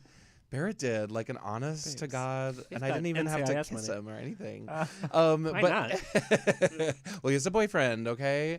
But no, it was like really helpful because I got this very quickly, and I had about 3 weeks to learn. You had to like the whole send in show. like a film audition of Yeah, good old self-tape, baby. for Yeah. this kind of show. Oh my God. As a one-man show, self-tape, if I was casting it, no way, because you can't gauge that energy. I'd rather do this on a self-tape than most of the other stuff because it was like whatever. I was very like, this is what I'm going to do and this is what I'm going to do. Like there was no sort of, for like TV stuff or like pilot stuff, it's sort of like 28 gay. go. You know what I mean? So you're sort of don't have a lot of, I don't know, reference, but this was so, I was like, this is how I would do it. So it was sort of fun in That's that. what obviously. Do you guys want to get a room? Sniffy's, he's 3 feet away from you. But what is the message of the show? It's almost like a modern day Sunset Boulevard. It's about Barbara, but it's also about the writer who was like, I haven't been successful here. Is this where I'm discovering myself? Yeah, it's I mean, I think it like sort of checks off a lot of boxes in a really like seamless way. Like it doesn't really get any like preachy. It builds in a really nice way where you're doing a lot of work, a lot of explaining sort of at the front, and then you get to like sort of ride the roller coaster down because you've built all of this, you know, tension and relationship with all these people by yourself, and then by the end of it you're like, okay, like there is a sort of bigger thing about taking up space as a person and saying like it speaks to me. It's such a person of color story because it's all about We somebody laughed about like in the basement. that too, but also just like, you know, Never I even think thought about that. for like people that have had the same, you know, like as much as the quirky white guy has also had struggles, there's also like, I don't know, this sense of like erasure and feeling of like I'm not enough of this or not whatever, that by the end of it, like me after 3 years of living inside and coming from all the things that I've come from, having a Broadway debut of a show that was, you know, panned, getting all of these successes with this sort of like other spoonful of like we didn't humble. get to your CBS diversity showcase Yes, story. yes. We'll do that in part 2. Yeah, part 2. But you know, it is so fulfilling to me to like show a character who starts off sort of doubting his own self and sort of being lost and ending being like, no, I am able to say like, I don't like that and I like this. And I think it's a huge I don't know, like parallel to what we're all going through in the world, especially as actors of all like creeds, races or whatever, of like, we've been so trained to be like, shut up, just do the thing and be grateful that you're here, that to have an actor, an LA actor who is like sort of embarrassed of the work that he's done, be able to like stand with his arms in front of everyone and say like, I'm here and this is what I want, is like so incredibly powerful. And I think that's like the ultimate like overarching message of the show. Does the work before our very eyes in a way that like I feel like doing the work is sort of a little bit of like a recent-y thing, and it's a little trendy, and it's also definitely like the pandemic like made us all do the work or not do the work or avoid the work. But I know I freaking did the work, and I know my boyfriend did the work, and then we were like, oh wait, do you want to do the work side by side? Great. But Alex Moore, the character in Buyer Cellar, like he's like through Barbara she helps him like discover who he is and like how much like gravity he has and space he can take up and how valuable he is as a friend, as a confidant, as a boyfriend, as a person in the world. And it sort of makes her realize what she needs and wants. Yeah. It's a Sunset Boulevard. And I love that the pattern of the script, it's almost like a Sondheim musical. At the beginning, it's like, I'm going to engage you, I'm going to do this, you're going to love me, and we're going to have comedy. And then it slows. Little by little, it slows. Yeah. And then the audience all of a sudden is like, you could hear a pin drop. It's the coolest theatrical experience I've ever had. Like I've also never really had an opportunity to like fully lead a show and like to feel the audience. The show is very unique. Yeah, it's not even just like a one-man show. Yeah, this is very unique. Because I think most of the times one-man shows are sort of like, and then this is my old lady character or whatever. And obviously we have that, but like there is this sort of overarching like theatrical storytelling that goes with it that's like really makes it special. I want to know how you start to do research for show. I know that you took this over for another actor. This kind of had a little time to sit. We've gone through COVID. Research as an actor, where does it start? Is it researching Barbara? What is it? Is it highlighting your lines? No, but like I really want to know. I was more into like behavior, so I watched a lot of interviews with Barbara. I didn't really watch. Interesting. Yeah, That's I didn't really really, because in the show she's not really performing that much. So I was like, I don't need to do. It sort of starts off with like, I don't do impressions of Barbara, so I didn't really feel the need to like get her Fanny Bryce in my body or anything. But I wanted to get her later in life interviews where she's being like her interview with Oprah, her And that's interview how with she Diane would interview Sawyer. somebody. Yeah. It's like, I'm this person. And the I'm whole very- the whole But that's a show really- she's sort of like interviewing Alex throughout the whole thing. It's this sort of test of 100%. like, are you capable of, being in my inner circle? And so I was like, watching Nuts, as much as I appreciate it, it doesn't really help me. It's funny, and I Katie Lindsay, the director of the show, and I like sat down and when I first got the offer, and we're like, I was like, so like, is this just sort of gay jokes? Is this sort of, bitchy queen gay jokes, whatever? And she was like, there is that. There is It's the pattern at the beginning. yeah, to and draw that you in. and that's sort of what gets the audience and like feeling. I can feel them sort of ready to be like, yeah, she's fucking crazy. And then by the end, she like, Katie and I were like, it's important for her to have this reverence and for her to be like, we have this vocabulary now that we can say like, this difficult woman has these needs and these like, this is how I see it. She has her own sort of way of getting things done, and we allow so many people to do that. And why don't we allow that for Barbara, who has the talent to like back it up? You know what I mean? So we sort of wanted to not change the show, but to give her this extra bit of like, yeah, she's not like, she's more misunderstood than she is like difficult. I think like people come at her with already preconceived notions and ready to sort of, oh god, she needs this color and in these interviews, because I was like that, I was like, oh yeah, Barbara Streisand, sort of difficult woman. And you to weren't work the with. biggest Barbara fan. No, not at all. Like I literally hadn't Same. even seen Funny Girl. That's But yeah, the same. Same. But I think she teaches Alex and she teaches us that it's like, it's okay to, there's some lines like, the truth is very important to her, or why can't you care as much why as can't I you do? care as much as I do? Yeah. And you're just like, oh wait, why don't I care? And sometimes it's good not to care. Sometimes it's good to let go. Right. And not. The work I've been doing over the pandemic is like letting go of grips, like letting go of like squirming, or gripping, and so I think maybe that's not Barbara's thing, but maybe she has a point of like, no, this is important to me, so I'm going to stand up for myself and I'm going to grip for it, and it's a little tight sometimes. Yeah. But it's something that like Alex and a lot of us have to do, especially like as gay guys who are like little best boy in the world or whatever. Right. Or like this whole thing where I'm so glad that so many of my girlfriends are like, I'm gonna stop apologizing because I feel like I've spent the 90s being like, I'm sorry, and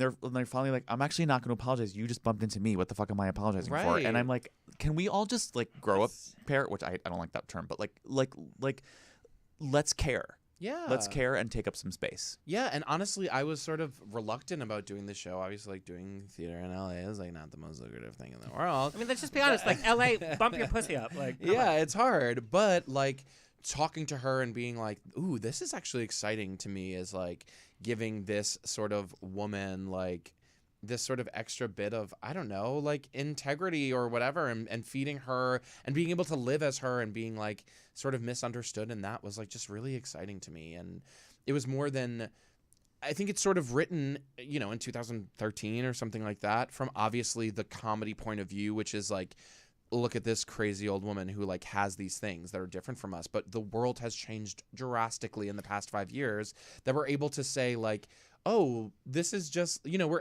able to empathize with that and say like, this is what she wants, but she's not hurting anybody, you know? This is interesting you mentioned that, because we got questions we know Celebration Theater has such a history of overcoming the odds to keep doing theater in LA, which is very tough. Yes. God bless.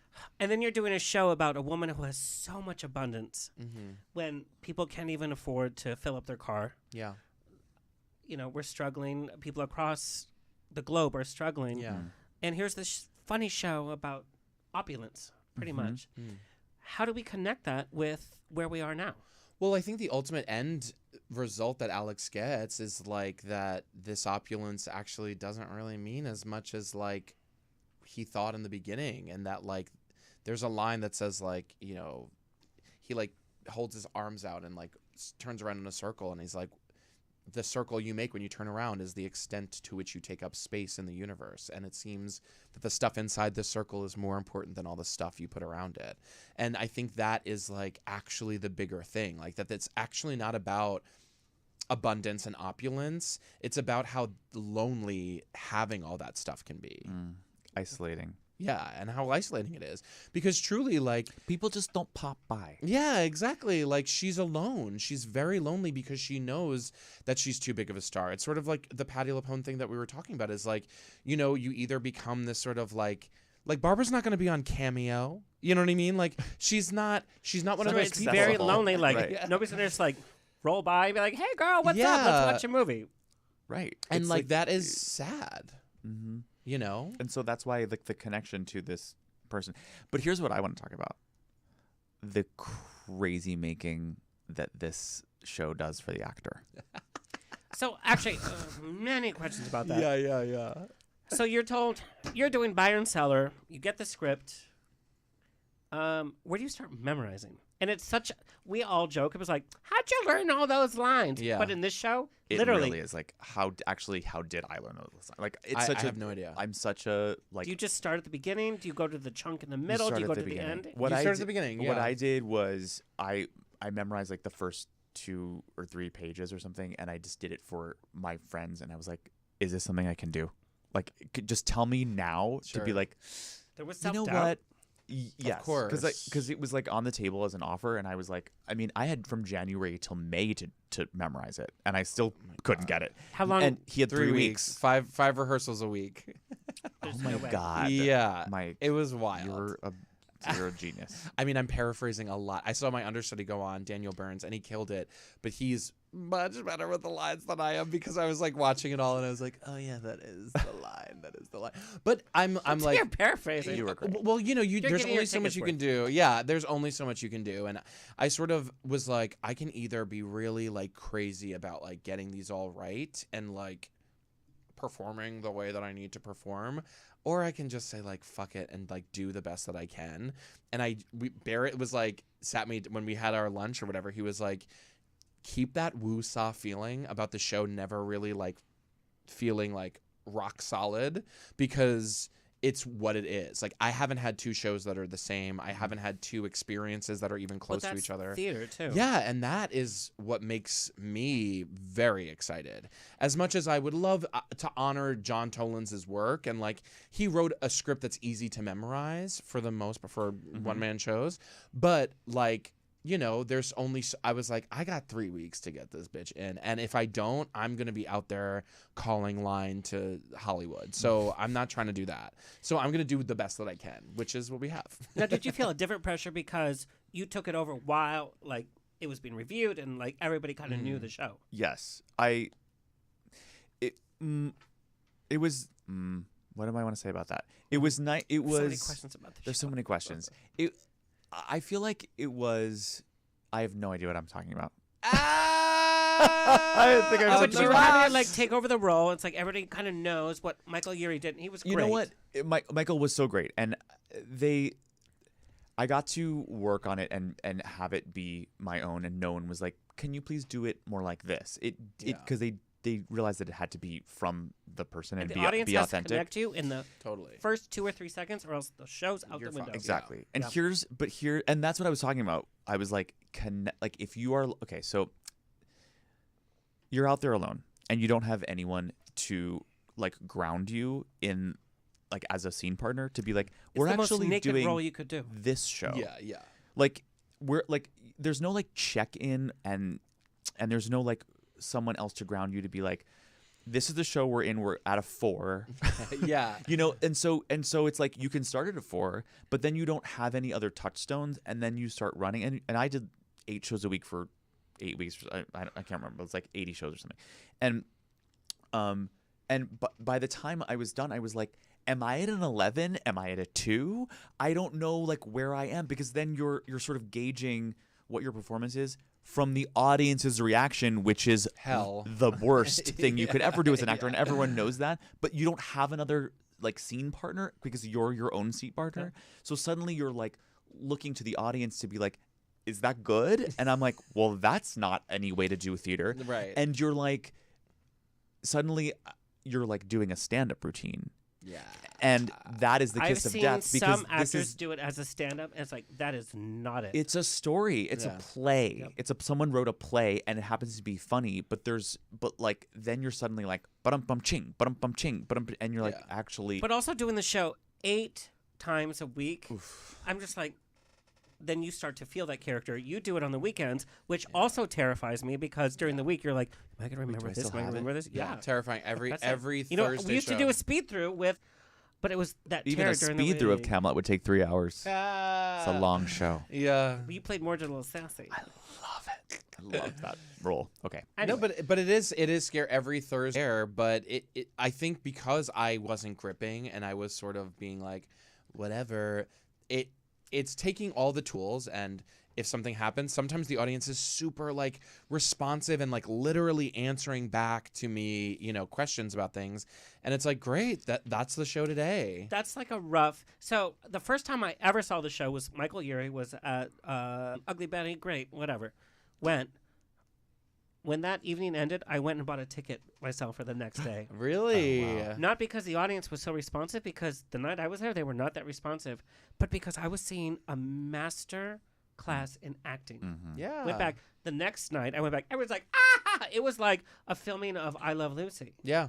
It just completely different audience reactions From one one night day to the next apart. in LA. That's how I feel every single time. I'm like, yeah. Okay, not But this I was- one. We're not doing one with I that. was so Yeah. entranced with the acting because it was like, I totally believed him. Yeah. We, as an audience, we totally believe we're in that cellar with you. Well, it's a gift. It's something that I've never ever even seen as like a audience member. Like the ability to really, I don't know, relate to the audience and feel like Barrett gave me this like great piece of advice of like sort of like, when in doubt, remember you're just telling the story to the audience. And like, it's so fun to sort of, when I'm feeling a little like, oh God, that guy's yawning or whatever, this woman is fully asleep in the first 10 minutes of the show.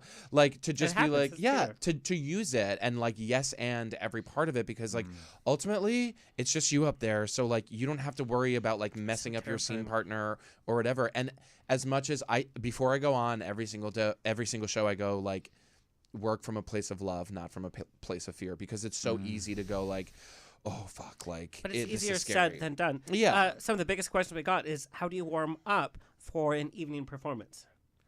Ooh. Because it's not like you're How- doing what your, did like, you do? la la la la la la la. It's not like you're hanging out with your co-stars. Yeah. Of NCIS LA was to like reconnect with the community, and meanwhile I'm like downtown at the Barrow Street Theater. It's just like sort of in the middle of the West Village and nowhere, and like not in the not like 9th Avenue, Hell's Kitchen, Broadway. Like all my peeps were not around, and then also you come into the stage door and you're like, hey Frank, the stage manager, and you're Yeah. just like, oh, it's just you and me, and okay, Just it's okay. really quiet, and you're like, wait, I want the dressing room like spark Yeah. and that feeling, and it's not that. So how did you warm? Were you doing like, I don't. Brown I just leather, looked yellow over leather? my. I don't know what I I do like What did you a do? good. I actually wrote down the events of each show, and I just look at it again to know like the Shayna Boodle comes before the coupon, to know that like just the sort of like Transitions. just little like to be like, okay, this is the story that I'm telling. Is like, it starts here and then it goes to this and then it goes to this and then it goes to this, because ultimately like I know the words and I know what happens, but.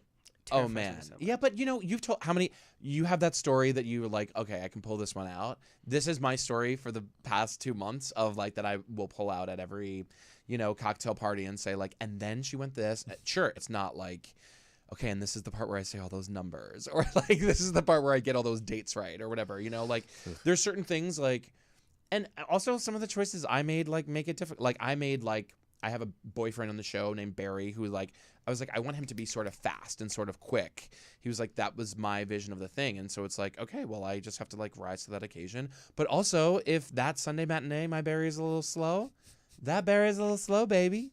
And that's it. Like there is such a improv mind that you need of like, what is, and what isn't. And like, yes and? yeah. We have so many questions. Ugh. Bring 'em on. Here's how we're gonna end. Okay. You guys don't do impressions of Barbra Streisand. in either of your performances, but you capture her essence. Yes. So I would like each of you separately tell us how you do like a Barbara. How do you capture that? What are some of the inflections that everybody must have if we're going to do Barbara? I think it's funny because Mike's Barbara and my Barbara are similar. I saw when I saw it, I was like, I thought they were totally different. That's so weird. Did you see mine? Girl, Did we talk about this? you know the research? I pulled up your mugshot from 1992. No, I mean in my head, I feel like I'm doing it as good as Mike. Nails, So right? it starts here. So it starts. Does it start with here? The 'Cause nails you start and there too. The hands, and I sort of noticed that that she sort of frames her face, and there's like angles and tilts that she does, and then also there's just like a little like it might like get the hair out of the way, and then. Also, as a native New Yorker, like we sort of have the accents and the T's and the periods and like the smacking that she does, and like it's like these. You're literally turning into this right now. It's impossible not to. Yeah. And there's also like there's a lot of like it's very like a Bernadette lip. Peters lozenge in the cheek, sort of like. Always Yes. sort of sucking on a hard candy. Yes, exactly. There's like a suck and a lip and like a little bit of a cheek angle. Squinted eyes. Squinted eyes. Yeah, squinted. Yeah. Squinted eyes. She has there's like certain it's also like right in the mask. Right in the yeah. There's like a sort of nasal breathing that happens with it too. Like it's a sort of it's very that but it's so like it's my favorite. I'm such a sucker for like because I genuinely feel like her every time I like go put it on. I'm like, oh my god, it's a gift as a gay man who like never gets to be the fucking diva or whatever. Like you really, that's a really good point. You really get to be like, That's this a is really me good point. after the shower, and I've got like my towel around my head For the and I'm like, parade. yes, Yeah, exactly. yeah, like yeah. this is the most that I'll ever get. So to the do. warm up is not like listening to her album. It's not doing that. I listen. I have like a Barbara playlist that I go through. Oh my god, the other day actually, funny little story. I was listening to Don't Rain on My Parade after I left, and I was like really feeling myself, felt really good about the Sunday Matt, and was like listening to it, had it cranked up, and the people next to me started singing Don't Rain on My Parade with me, and they were like, we just got married, like this is the song I entered with, and we had like a full sing off like on Fairfax and Santa Monica, like just literally singing Barbara. And I was Welcome like, to LA. Yeah, I said that's what I said. I was like, welcome to West Hollywood, y'all. It was like this little girl. She was like, yeah, love it. But it really like, yeah, I think like I'm also channeling a little bit of my mom too. Like it's Same. very You have to incorporate that. yeah, because she is like, what's great about the show is that you're able to bring your own version. So you can bring this sort of like super, I don't know, whatever mean version of Barbara. Like she's written very sort of generally, and like the ability to like each line sort of like, you can really make a that's choice. interesting. So, it really is up to the actor to sort of be like, how do you see Barbara? And that's my favorite thing about it. How do you see Barbara? I see her as misunderstood, but I mean, I get her in a very deep way. Lovable?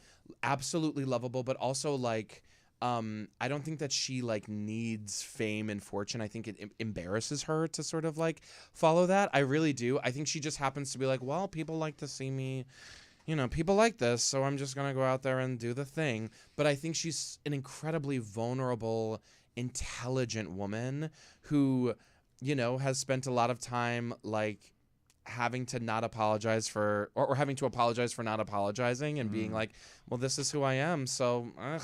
And at this age, I can only imagine like feeling sort of like, whatever, kiss my ass. Yeah. I've done it all. Kiss my ass, but I still want to play Mama Rose. Exactly. Who's your Barbara? 75. That's perfect. He just did it. Sorry, it was so Who's good. your Barbara? Slightly annoying. No, because I think also who the Barbara you're talking about is the Barbara written in the play. Yeah. Like I don't really know. None of us know Barbara. But it's very interesting because I've seen so many performances and it's changed where you're like, this poor woman. Right. And there's a change that's like, that woman's crazy. We're on your side. Yeah.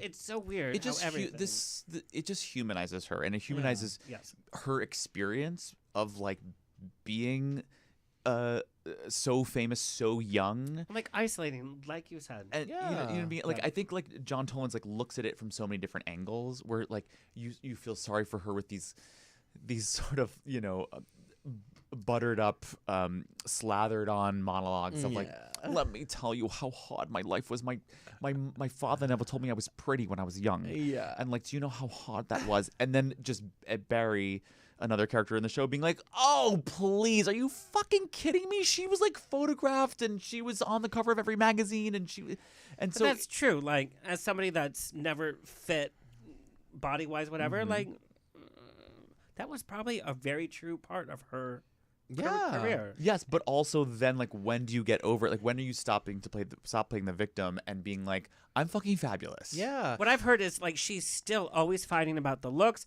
So remember when she was on the Rosie O'Donnell show when the talk show was like, it's what you think, but then she had to change the whole seating and the lighting, whatever. And then she's fucking Brolin. Like, but the thing is, like, she's right most of the time. Like, that's ultimately she has a director's eye. She looks good when she's like, I'm gonna be in charge of the lighting. And why not? She knows that like there's like certain angles where she looks cross-eyed if you get her from a certain angle, and so she's like, no, it needs to be here and not there because it will make me look bad and you won't like me as much, and then I won't sell the next record. People will talk about me. Exactly. People will talk about me on Fox. I think there is like there's something about that like awareness and also being like, it is what it is, that I think is actually like really commendable because we live in a Miller world. has the same thing. And that's such an old school thing of like, well, whatever, this is what you want. Whereas now it's sort of like, no, like, I don't know, am I a superstar? Like, that's it. But also like if you're uncomfortable with something, you just fix it. Yeah. But we know if Take you control. fix your nose at all, because believe me, I looked into it, changes your whole vocal. Yeah. That's why Which I did is it. one of Anyway, you guys, so we have to do part 2 because pages. And I'm sorry, NCIS fans. I was going to say, did we cut to NCIS? Like, I literally have pages for both of you. Can you tell everybody where they can find and follow you? At Barrett Foa, 2 R's 2 T's FOA at Instagram. Everywhere. And you can find me at Mike Millan right there. Oh, there it is. Right there on Instagram. Yeah. MILLAN. And also see Mike at Celebration Theater in Buyer Cellar. Yes. How many more? 2 more weeks, baby. There is rumors of an extension. Ooh. There is. But go now. I would say go now. Yeah, I would go say now. run, don't walk. Yeah. It's really fun. It's so good. 100%. And he does so well. This is such a great conversation. So Can't funny. thank you, gentlemen, for being Of so course. open This was and fun. I have a feeling I'm going to find out more tea after we're done. But that's all, folks. It's always a grab bag of fun every weekend on The Rocks. Big thank you to our fabulous guest, my engineer, Tony Sweet. Yeah, Tony. Our social media clip editor, Alexis Mendez. Please like, share, subscribe so we can continue bringing you this fabulous programming for free. Until next time, stay happy, stay healthy, stay sexy, and most importantly, stay tipsy. We'll see you next Tuesday. Cheers. Thank you. Another episode of On the Rocks. Tweet me and slide into my DMs on Twitter and Instagram at On the Rocks On Air. Find everything On the Rocks for free at OnTheRocksRadioshow.com. Subscribe, like, review, and share. Until next week, stay fabulous.